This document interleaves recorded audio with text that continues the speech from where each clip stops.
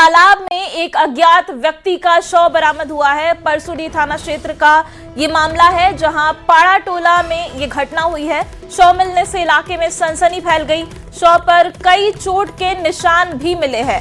हत्या करके शव को फेंकने की आशंका जताई जा रही है और सूचना पाकर मौके पर पुलिस टीम पहुंच चुकी है। घटनास्थल का निरीक्षण किया गया और मृतक की अभी तक पहचान नहीं हो पाई है। तो बड़ी खबर आपको जमशेदपुर से बता रहे हैं, जहां एक व्यक्ति का शव मिलने से सनसनी फैल गई है।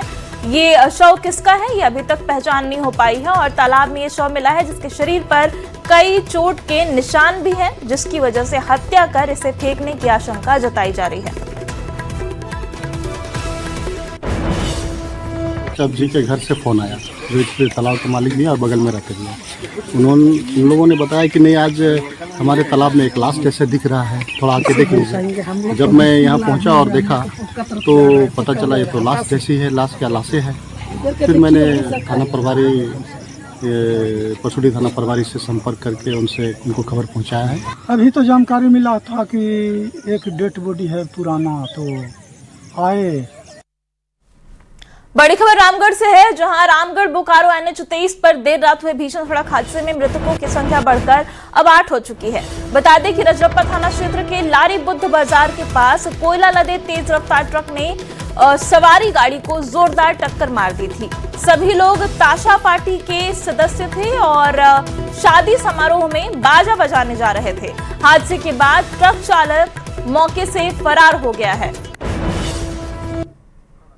तो देखिए, ये रात की तस्वीरें आपकी स्क्रीन पर, जहां एक भीषण सड़क हादसा हुआ और सड़क हादसे में अब मरने वालों की संख्या 8 पहुंच चुकी है और इसके बाद से जो ट्रक चालक है जिसने ये टक्कर मारी थी, वो फरार बताया जा रहा है।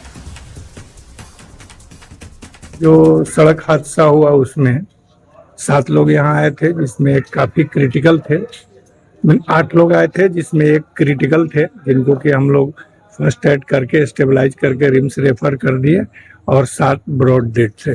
7 लोगों को मरे हुए लाए गए थे। घायल एक थे जो क्रिटिकल थे, हेड इंजरी थी, उनमें काफी प्रेजेंटेशन था हेड इंजरी का, तो स्टेबलाइज करके हम लोग और उनको शिफ्ट कर दिया है। अभी लारी के पास ये घटना हुई है, जिसमें एक ट्रक के द्वारा ओवरटेक करने से छोटा डाला वाली गाड़ी में एक्सीडेंट हुआ है। तो अभी यहाँ पे कुछ को प्राथमिक उपचार के लिए भेजा गया है, कुछ यहाँ पे जिनका दुर्घटना में हो गया है, डेथ हो गया है। अभी हम लोग सभी चीज देख रहे हैं। अभी हम लोग घटनास्थल पे जाकर के अभी जांच पड़ताल कर रहे हैं। कितने लोग डेथ किए हैं सर? अभी हम लोग दिखवा रहे हैं सर। 7 बॉडी आई है सर? हाँ, कुछ का उपचार भी चल रहा है, उसमें देखते हैं। तो यहाँ पे आज लगातार तीसरा दिन हादसा हो रहा है और यहाँ पे आज 12 लोग मरे हैं। कल 4 लोग मरे थे और लगातार कुछ एक दिन छोड़ के यहाँ पे हादसा होता आ रहा है। हमेशा से हमने प्रशासन को, पब्लिक ने, यहाँ के बालूं गांव के पब्लिक ने प्रशासन को कोऑपरेट किया है कि भाई रास्ता ना रोका जाए, निकला जाए, लेकिन कभी भी रामगढ़ जिला प्रशासन द्वारा, NH द्वारा कोई भी यहाँ पे एक्सीडेंट को रोकने के लिए कोई भी मूवमेंट नहीं किया गया। रामगढ़ बोकारो मुख्य मार्ग के रजरप्पा थाना क्षेत्र के लारी बुद्ध बाजार में देर रात को ट्रक और सवारी गाड़ी के बीच हुई टक्कर में मरने वालों की संख्या बढ़ करके 8 हो गई है। इलाज के क्रम में रिम्स में पप्पू करमाली की मौत हो गई है और इसके साथ ही मृतकों की संख्या बढ़कर 8 हुई है। यहाँ पर मृतकों के परिजन है। आपके घर के कितने लोग थे? 2 आदमी भाई। अपने भाई थे? अपने भाई है। कहाँ जा रहे थे ये लोग? जा रहा था मोहर्रम के लिए बजाने के लिए, यूपी बिहार जा रहे थे। हाँ। ये कहाँ? वो हुआक से वही ताशा पार्टी में जा रहे थे? हाँ, ताशा पार्टी में। तो हुआक के लोग लेके जा रहे थे? हाँ। अच्छा, तो आपने तो आदमी घट गया था, तो यहाँ से उठा के ले जाता है साथ में, वहाँ मारक मरचा से वहाँ से भी लोड होता है, लड़का लोग और साथ में जाता है। दर्दनाक घटना है और हम जो है जिला प्रशासन से मांग करेंगे कि सड़क सुरक्षा समिति की बैठक होती है और उसमें कुछ ब्लैक स्पॉट जो है वो आइडेंटिफाई किया गया है कि जहाँ पर जो है कि दुर्घटना संभावित क्षेत्र है, तो वहाँ पे प्रॉपर लाइटिंग, स्पीड कंट्रोल कैसे होगा, स्पीड गन लगना चाहिए और भी जो दुर्घटना को कम करने के लिए जो एहतियात कदम जो उठाना चाहिए, उसको जो है जिला ड्रंक एंड जो है कि ड्राइव का स्पेशल जो है ड्राइव चलाना चाहिए। ड्राइव चलाना चाहिए और जो है कि जिसके माध्यम से यह सुनिश्चित हो कि कोई भी व्यक्ति जो है वो शराब के नशे में गाड़ी नहीं चलाए। तो अगर ये सब काम हम लोग करेंगे। के कटरेवा के 2 लोगों की मौत हो गई है। हम यहाँ पर मृतकों का नाम आपको बताना चाहेंगे। हेमंत महतो, मनीष कुमार, आमोद कुमार, शक्ति कालिंदी, अशोक कालिंदी, विशाल करमाली, पवन करमाली और पप्पू करमाली इनमें शामिल हैं।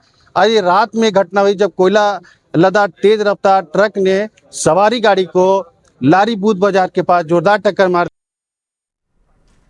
और देखिए, इस मामले पर मुख्यमंत्री हेमंत सोरेन का एक पोस्ट भी सामने आया है। सीएम हेमंत सोरेन ने इस हादसे पर दुख जताया है। रामगढ़ सड़क हादसे पर सीएम ने दुख जताया है। एक्स पर पोस्ट कर सीएम ने लिखा कि खबर से मन व्यथित है। दिवंगतों की आत्मा की शांति की कामना उन्होंने की है। परिजनों को दुख सहने की शक्ति देने की प्रार्थना की है। लारी बरलॉन्ग हादसे में 8 लोगों की मौत हो गई थी, जिसके बाद मुख्यमंत्री हेमंत सोरेन ने एक्स पर पोस्ट किया। बता दें कि देर रात ये हादसा हुआ था जिसमें 8 लोगों की जान चली गई और अब इस हादसे पर मुख्यमंत्री हेमंत सोरेन ने पोस्ट करके दुख जताया है। और अगली खबर भी आपको रामगढ़ से बताते हैं, जहां सदर अस्पताल के ओटी में एसी के अचानक ब्लास्ट होने से अफरा तफरी मच गई है। ब्लास्ट के बाद पूरे ओटी में धुआं भर गया। उस समय ओटी में मौजूद करीब 10 से 15 मरीजों को अस्पताल कर्मियों ने फायर इक्विपमेंट की मदद से सुरक्षित बाहर निकाला। सूचना मिलने पर फायर ब्रिगेड की टीम भी मौके पर पहुंची और समय रहते सभी मरीजों को बाहर निकाल लेने से एक बड़ा हादसा टल गया है। तो देखिए, रामगढ़ से बड़ी खबर आपको बता रहे हैं, जहां अस्पताल में एसी फटने से अचानक बड़ा हादसा हो गया और इसमें मरीजों को हालांकि सुरक्षित बाहर निकाल लिया गया है, जिसकी वजह से एक बड़ा हादसा होते होते टल गया। स्टाफ को पता चला धुआं निकल रहा ओटी से, तो हमको खबर हुआ तो हम अपना पूरा सारा टीम लेके आए। देखे सबको पहले वहाँ से हटाए, स्टाफ को हटाए, रजिस्टर हटाए, सारा डॉक्यूमेंट हटाए। उसके बाद अंदर कुछ दिखाई नहीं दे रहा था, इतना धुआं था।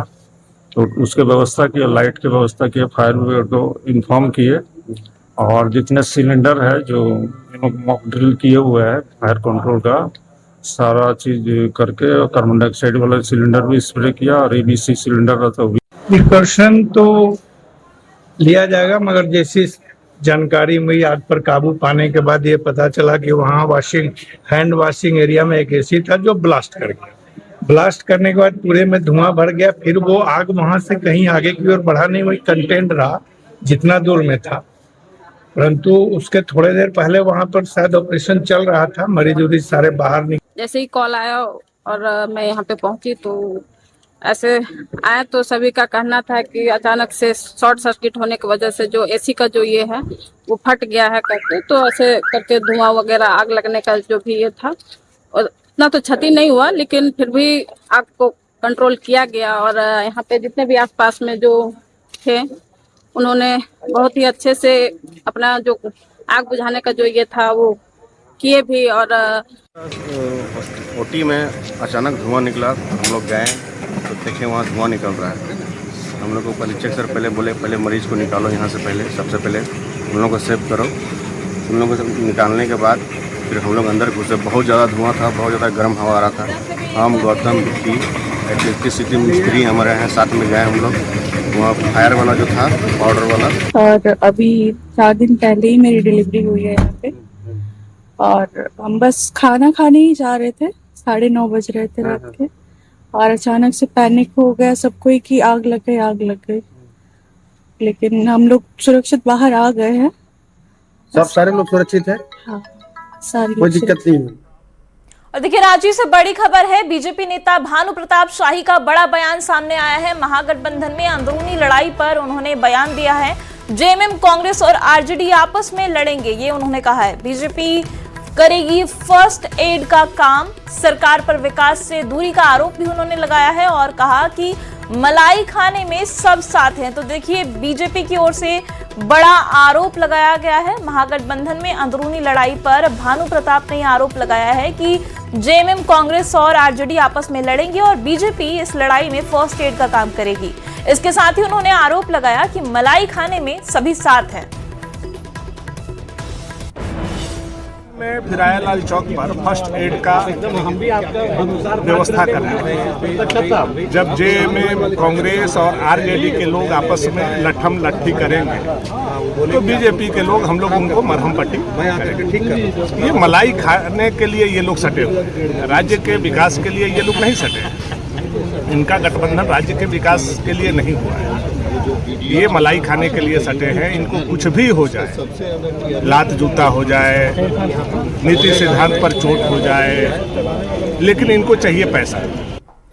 एनसीईआरटी के सिलेबस में आपातकाल को शामिल किए जाने को लेकर झारखंड में राजनीति तेज हो गई है। मंत्री राधाकृष्ण किशोर ने कहा कि अगर आपातकाल पढ़ाया जा रहा है तो बाबरी मस्जिद विवाद और कांग्रेस के योगदान को भी सिलेबस में शामिल किया जाना चाहिए। वहीं बीजेपी प्रवक्ता प्रतुल शाहदेव ने पलटवार करते हुए कहा कि आपातकाल सत्ता के दुरुपयोग का उदाहरण था और बीजेपी ने कम समय में ज्यादा काम किया है।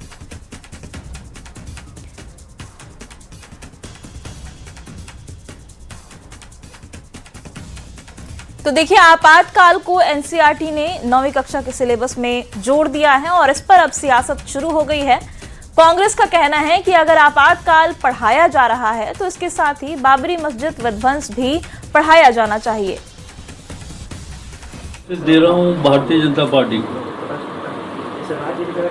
कि आपातकाल बच्चों को पढ़ाया जाएगा, तो बाबरी मस्जिद के बारे में भी पढ़ाएं बच्चों को क्लास में। देखिए, भारतीय जनता पार्टी का जो काम करने का तरीका है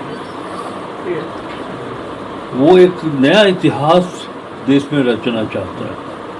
कौन से एसेट की बात कर रहे हैं? 60 वर्षों में जितना एम्स दिया हम लोगों ने 12 साल में 3 गुना उससे ज़्यादा दिया। 60 वर्षों में जितना आईटी दिया उससे दुगना हमने सिर्फ 12 सालों में दिया। और इमरजेंसी का इतिहास सुनने पे कांग्रेसियों को इतना कचोटता क्यों है? क्योंकि देश में उस समय जो सत्ता का नंगा नाच हुआ था वो दूसरा नहीं था। इस युवा पीढ़ी को जानना चाहिए कि अखबारों के फ्रंट पेज पहले सरकार मंजूर करती थी तब छपते थे अखबार। ये देश की युवा को जानना चाहिए कि किस तरीके से मीसा के तहत लाखों राजनीतिक कार्यकर्ताओं को बंद कर दिया गया था। झारखंड में एसआईआर को लेकर सियासत तेज हो गई है। बीजेपी के पूर्व प्रदेश अध्यक्ष दीपक प्रकाश ने कांग्रेस, जेएमएम और आरजेडी पर वोट बैंक की राजनीति करने का आरोप लगाया है। उन्होंने कहा कि एसआईआर का उद्देश्य मतदाता सूची को शुद्ध करना और अवैध घुसपैठियों की पहचान करना है। उन्होंने चेतावनी देते हुए कहा कि अगर कोई इस प्रक्रिया में बाधा डालने की कोशिश करेगा तो बीजेपी उसका जवाब देगी। नहीं, 7 बार एसआईआर की गई है और एसआईआर का मतलब है कि शुद्ध मतदाता भारत के मतदाता बने और उनके द्वारा जो निर्वाचित जनप्रतिनिधि हो उसके माध्यम से एक राष्ट्रभक्त और देशभक्त सरकार बने। लेकिन दुर्भाग्य से तुष्टीकरण की राजनीति की पराकाष्ठा हो चुकी है। कांग्रेस एसआईआर का विरोध कर रही है, झारखंड मुक्ति मोर्चा विरोध कर रही है, आरजेडी विरोध कर रही है। रांची के रिम्स के पूर्व निदेशक डॉक्टर राजकुमार का त्यागपत्र देने से पहले स्वास्थ्य मंत्री को लिखा गया एक गोपनीय पत्र अब वायरल हो रहा है। बताया जा रहा है कि 8 जून को लिखे गए इस 22 बिंदुओं वाले पत्र में उन्होंने स्वास्थ्य विभाग पर मानसिक उत्पीड़न और लगातार दबाव बनाने जैसे गंभीर आरोप लगाए थे। वायरल पत्र के कुछ अहम बिंदुओं को हम आपको टीवी स्क्रीन पर दिखा रहे हैं। पत्र में उन्होंने दावा किया कि गवर्निंग बॉडी की बैठक में उन पर अवैध भुगतान का दबाव बनाया गया और बाद में उन्हें पद से हटा दिया गया। उन्होंने शो कॉज जांच और अन्य प्रक्रियाओं के जरिए लगातार परेशान किए जाने का भी गंभीर आरोप लगाया है। इस पर ज्यादा जानकारी दे रहे हैं रांची से संवाददाता गौरव झा।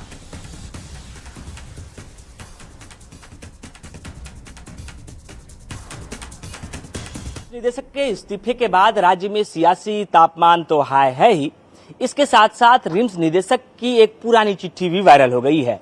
रिम्स निदेशक ने इस त्यागपत्र से पहले यानी इसी महीने के 8 तारीख को स्वास्थ्य मंत्री को एक चिट्ठी लिखकर अपनी परेशानी जताई थी। रिम्स निदेशक तत्कालीन जो रिम्स निदेशक डॉक्टर राजकुमार थे, उन्होंने करीबन 22 बिंदुओं में अपनी परेशानी बताई थी कि किस तरीके से उनके ज्वाइनिंग के बाद स्वास्थ्य विभाग उन्हें परेशान कर रहा था। रिम्स निदेशक ने चिट्ठी में यह भी जिक्र किया था कि वो मानसिक रूप से प्रताड़ित हो रहे हैं। पिछले कुछ दिनों से उन्हें पद से हटाने की प्रक्रिया, पद से हटाने को लेकर दबाव बनाना, इसके साथ साथ कई अन्य तरह के मामले उन्होंने जिक्र किए हैं। 22 बिंदुओं का जिक्र करते हुए तत्कालीन रिम्स निदेशक ने आरोप लगाया है कि स्वास्थ्य मंत्रालय द्वारा उन्हें लगातार परेशान किया जा रहा था। शासी परिषद की बैठक में उन्हें हटाने के प्रस्ताव लाए जा रहे थे। इसके साथ साथ कई अन्य फाइलों पर सिग्नेचर की बात भी सामने आ रही थी, लेकिन इन तमाम चीजों पर भी जब कोई असर नहीं दिखा तो फिर रिम्स के निदेशक ने अपने पद से त्याग पत्र दिया है। अब देखना होगा कि जब इस पूरे प्रकरण पर सियासी बयानबाजी जो है वो तेज है तो किस तरीके से आगे की प्रक्रिया होती है और रिम्स में अगले निदेशक के तौर पर कौन पदभार संभालते हैं। फिलहाल अगर हम बात करें तो प्रभारी निदेशक के तौर पर डीके सिन्हा ने पद लिया है, लेकिन स्वतंत्र प्रभार से कब और कौन उस पद पर आएगा ये भी देखने योग्य होगा। कैमरा पर्सन संजीव तिवारी के साथ गौरव झा, न्यूज़ 18 रांची। तो वहीं रिम्स डायरेक्टर के इस्तीफे को लेकर सियासत भी अब तेज हो गई है। बीजेपी विधायक सीपी सिंह ने स्वास्थ्य मंत्री और डायरेक्टर के बीच मतभेद की बात कही है। वहीं जेएमएम ने कहा कि जांच के बाद पूरे मामले की तस्वीर साफ हो जाएगी, जबकि कांग्रेस ने डॉक्टर इरफान अंसारी का बचाव करते हुए कहा कि इस्तीफे से पहले रिम्स के डायरेक्टर को अपनी स्थिति स्पष्ट करनी चाहिए थी और बीजेपी बेवजह इस मुद्दे को राजनीतिक रंग दे रही है। स्वास्थ्य मंत्री का नहीं पटता था और उसमें नहीं पटने के पीछे कई कारण सामने आए थे और माननीय उच्च न्यायालय ने उन्हें स्टे दिया था, जिसके आधार पर डायरेक्टर साहब रिम्स में काम कर रहे थे। लेकिन अचानक ऐसी क्या बात हुई जो उन्होंने इस्तीफा दे दिया है। देखिए, सीआईडी की पूछताछ खबरों में हम लोगों ने भी पढ़ा, परंतु कई घोटाले के आरोप लगे थे, कई अनियमितताओं के आरोप लगे थे। सरकार तो सरकारी मशीनरी तो जांच करेगी और मैं समझता हूं उसी की एक कड़ी सीआईडी का पूछताछ, और पूछताछ मुझे लगता है जिस तरह से होती है उस तरह से हुई होगी। रिम्स एक प्रतिष्ठित संस्थान है और वहां जिस तरह से जांच की गई सीआईडी के द्वारा गलत तरीके से नामांकन को लेकर के, टेंडर प्रक्रिया को लेकर के, और ऐसे में रिम्स निदेशक का इस्तीफा दिया जाना, उनको जांच एजेंसियों के समक्ष स्थिति को स्पष्ट रखना चाहिए था। और देखिए, रांची से बड़ी खबर है, जहां झारखंड प्रदेश कांग्रेस कमेटी ने पूर्व मंत्री योगेंद्र साव का 3 साल का निष्कासन रद्द कर दिया है। निष्कासन वापस लेते हुए कांग्रेस ने पार्टी में वापसी का रास्ता भी साफ कर दिया है। बता दें कि योगेंद्र साव को मार्च 2026 में मुख्यमंत्री हेमंत सोरेन के खिलाफ फेसबुक लाइव के दौरान आपत्तिजनक टिप्पणी करने के आरोप में निष्कासित किया गया था। अनुशासन समिति ने उनके बयान को पार्टी और गठबंधन विरोधी मानते हुए कार्रवाई की मांग की थी। अब प्रदेश कांग्रेस अध्यक्ष केशव महतो कमलेश ने निष्कासन रद्द करने के फैसले पर मुहर लगा दी है, जिससे योगेंद्र साव की कांग्रेस में आधिकारिक वापसी हो गई है। अगली खबर बोकारो से है, जहां नशा मुक्ति अभियान के समापन समारोह में सरकारी फ्लेक्स पर मुख्यमंत्री का नाम और पद गलत लिखे जाने से विवाद खड़ा हो गया है। जिला प्रशासन की इस लापरवाही को न्यूज़ 18 ने उजागर किया, जिसके बाद मामला तूल पकड़ गया। नेता प्रतिपक्ष बाबूलाल मरांडी ने इसे बयान दिया इस पर और राज्य सरकार पर निशाना साधा है। उन्होंने तंज कसते हुए कहा कि कार्यक्रम नशा मुक्ति का था, शायद गलती भी उसी माहौल में हुई होगी। मारंडी ने कहा कि सरकार में खामियां ही खामियां हैं। ये लगता है कि नशा मुक्ति कहीं कोई नशा तो लेकर के लोग नहीं लिखे थे, आप थोड़ा रिसर्च कर लीजिए। आप मतलब मानते हैं कि कहीं ना कहीं खामी है? अरे खामी तो क्या, इस सरकार में खामी ही खामी है। कहीं कोई आप अच्छे तो दिखाई नहीं पड़ेंगे, अगर ढूंढने के बाद भी नहीं मिलेगा कोई सरकार अच्छा कर रहे हो। और बड़ी खबर चाईबासा से है, जहां झारखंड हाईकोर्ट ने सदर अस्पताल ब्लड बैंक मामले में पूर्व civil surgeon doctor Sushanto Kumar Manjhi को ब्लड बैंक प्रभारी डॉक्टर दिनेश चंद्र को अग्रिम जमानत दे दी है। इससे पहले निचली अदालत ने दोनों की जमानत याचिका खारिज कर दी थी। हाईकोर्ट में सुनवाई के दौरान दोनों ने जांच में पूरा सहयोग करने का भरोसा दिया है, जिसके बाद कोर्ट ने उन्हें राहत दी है। गौरतलब है कि ये मामला ब्लड बैंक में HIV संक्रमित खून चढ़ाए जाने का है, जिसमें 5 थैलेसीमिया पीड़ित बच्चे संक्रमित हो गए थे। फिलहाल मामले की कानूनी कार्रवाई चल रही है। और अब बात करेंगे जामताड़ा की, जहां शिक्षा व्यवस्था की एक चिंताजनक तस्वीर सामने आई है। आसन चुनवा गांव मध्य विद्यालय के 118 बच्चे आज भी एक जर्जर खपरैल भवन में पढ़ने को मजबूर हैं। स्कूल की दीवारों में बड़ी बड़ी दरारें पड़ चुकी हैं, छत टूट रही है और बारिश के दौरान कमरों में पानी भर जाता है। ऐसे में बच्चों की पढ़ाई के साथ साथ उनकी सुरक्षा भी बड़ा सवाल बन गया है। साल 1952 में स्थापित इस स्कूल को इलाके का पहला मध्य विद्यालय माना जाता है, लेकिन आज इसकी स्थिति बेहद खराब हो चुकी है। स्कूल में पढ़ने वाले छात्रों को आए दिन हादसे का डर लगा रहता है। कई बार छत से खपरैल के टुकड़े गिरने से बच्चे घायल भी हो चुके हैं। ग्रामीणों और विद्यालय प्रबंधन समिति ने जिला प्रशासन से नए भवन की मांग की है। वहीं जिला प्रशासन ने मामले पर संज्ञान लेते हुए डीएमएफटी फंड से स्कूल भवन की मरम्मत का आश्वासन दिया है। ये स्कूल बहुत पुराना हो गया है, टाली सब कभी गिर भी सकता है, इसलिए स्कूल को भी नया बनाना चाहिए। पानी भी गिरता है। हाँ। मैं जब स्कूल आती हूँ तो मुझे डर लगा रहता है कि कहीं आंधी से छत वगैरह उड़ न जाए। यहाँ का दीवार सब भी फटा हुआ है, कहीं गिर न जाए, इसीलिए मुझे डर लगा रहता है कि ये स्कूल बहुत पुराना है और दीवार फटा हुआ है और स्कूल बहुत पुराना हो गया है। स्कूल में दिक्कत है कि स्कूल बहुत पुराना हो गया है, जैसे दीवार गिरने का चांस है, इसमें हम लोग को भी डर लगता है। पूरा जर्जर, जैसे पानी गिरता है तो टाली फटा हुआ है, छूता है पानी। ये विद्यालय आसिफवा काफ़ी पुराना विद्यालय है और बहुत ही जर्जर विद्यालय है। हमने पूर्व में डीसी रविशंकर आनंद को आवेदन दिए थे। आवेदन देने के बावजूद भी कोई कार्रवाई नहीं। वर्षा के दिनों में स्कूल के अंदर रूम में पानी भर जाते हैं, बच्चों को पढ़ने में बहुत ही दिक्कत होती है। वर्षों से ये इस क्षेत्र के नौनिहालों का भविष्य गढ़ते आ रहा है, जन कल्याण का काम करते आ रहा है, लेकिन स्थिति यह है कि यह गोचर भूमि पर अवस्थित है। गोचर भूमि में अवस्थित होने के कारण इसका पक्का मकान नहीं बन पाया है। ये खपड़ेल और कच्ची दीवारों से बना हुआ है और इसकी दीवारें जब गिर रही थी तो हम लोग इसमें क्रॉस वॉल देकर के इसको सपोर्ट करके रखे हुए हैं। बहुत ही जर्जर है। फिलहाल इसमें रिपेयरिंग की जरूरत है क्योंकि ऊपर से टाली वगैरह गिरता है, लकड़ियां सड़ चुकी है। डीएमएफटी से डिसीजन ये लिया गया कि हम लोग उसका मरम्मती कराएंगे और आने वाले समय में हम लोग जल्द से जल्द उसका कार्य स्टार्ट करके उस विद्यालय को फिर से मरम्मती करा के अच्छे से चालू कराएंगे। राजधानी रांची में मुहर्रम को लेकर प्रशासन ने सुरक्षा व्यवस्था पूरी कर ली है, जहां मुहर्रम के मौके पर 2 दिनों के लिए ट्रैफिक व्यवस्था में बदलाव किया गया है। शिया समुदाय के मातमी जुलूस को देखते हुए सुरक्षा के कड़े इंतजाम किए गए हैं और करीब 1000 जवानों की तैनाती की गई है। दोपहर 1 बजे से शाम 5 बजे तक मेन रोड पर गाड़ियों की नो एंट्री रहेगी। कई मुख्य मार्गों पर गाड़ियों का परिचालन प्रतिबंधित रहेगा। यात्रियों से वैकल्पिक मार्ग अपनाने की अपील भी प्रशासन की तरफ से की गई है।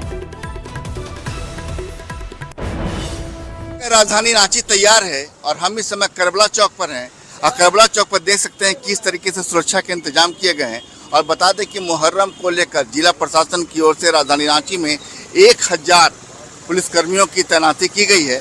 ये पुलिसकर्मी तमाम संवेदनशील जगहों पर तैनात रहेंगे। और ये भी बता दें कि आपको राजधानी रांची के बात करें तो यहाँ पर प्रशासन की ओर से स्पष्ट निर्देश जारी किए गए हैं कि खासकर ताजिया हो या बस या दूसरे ऊंचे वाहनों पर तो झांकियों की जो ऊंचाई होगी वो आपको समझ आइए कि 4 मीटर से ज़्यादा ऊंची नहीं होगी। कुल मिलाकर दिशा निर्देश जारी हैं। बिजली विभाग को भी बता दिया गया है कि इस दौरान बिजली नहीं कटनी चाहिए, निर्देश भी जारी कर दिए गए हैं। लेकिन हम इस समय करबला चौक पर लोगों से बात करेंगे कि 2 दिनों तक जो बात कही जा रही है कि मुहर्रम के दिन जो कि मातमी जुलूस निकाला जाता है तो उसको लेकर यहाँ पर जो लोग हैं बोले कि मुहर्रम जो है मनाने की इस बार जो है एक मातमी जुलूस निकाला जाता है, शोक का पर्व माना जाता है। इस पर क्या तैयारी है?